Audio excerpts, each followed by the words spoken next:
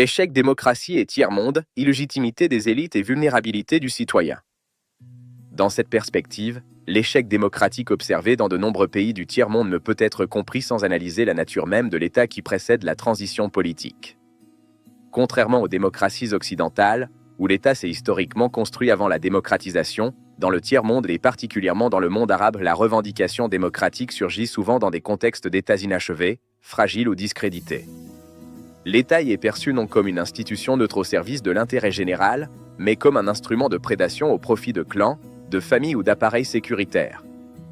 Dès lors, la chute d'un régime autoritaire n'ouvre pas mécaniquement la voie à la démocratie, mais crée un vide de pouvoir dans lequel s'engouffrent des logiques concurrentes tribales, confessionnelles, idéologiques ou criminelles, accélérant la fragmentation de l'espace politique et territorial. La démocratie, privée de l'armature étatique nécessaire à son fonctionnement, devient ainsi un facteur de désintégration plutôt qu'un mécanisme d'arbitrage pacifique des conflits. À cette fragilité institutionnelle s'ajoute une crise profonde de la citoyenneté, entendue non seulement comme un statut juridique, mais comme une pratique sociale fondée sur la confiance, la responsabilité et la participation.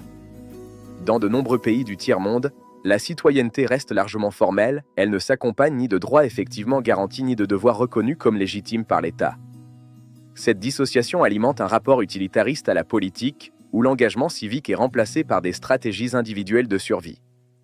La fraude électorale, le clientélisme et la corruption ne sont alors pas de simples dysfonctionnements, mais les symptômes d'un système où le citoyen ne se reconnaît pas dans les institutions et où l'État ne se reconnaît pas dans ses citoyens. Dans ce cadre, le vote cesse d'être un acte de souveraineté pour devenir une transaction, une contrainte ou un rituel vidé de sa signification démocratique.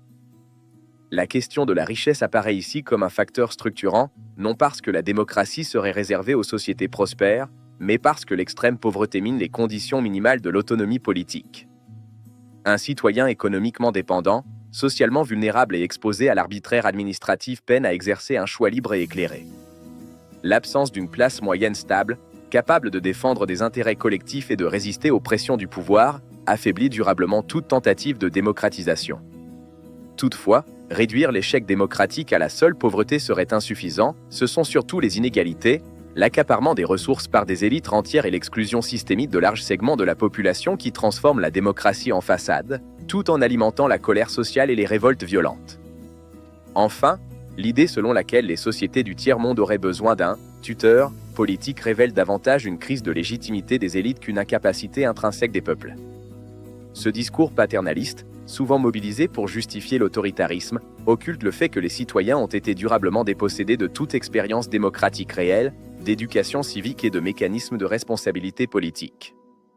L'enjeu fondamental n'est donc pas de savoir si la démocratie est compatible avec le tiers-monde, mais de repenser les trajectoires de démocratisation en dehors des injonctions normatives et des modèles importés.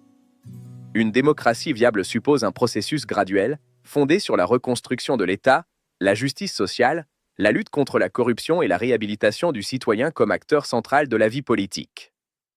À défaut, la démocratie continuera d'apparaître, dans ces sociétés, non comme une promesse d'émancipation, mais comme un risque existentiel pour des États déjà fragilisés.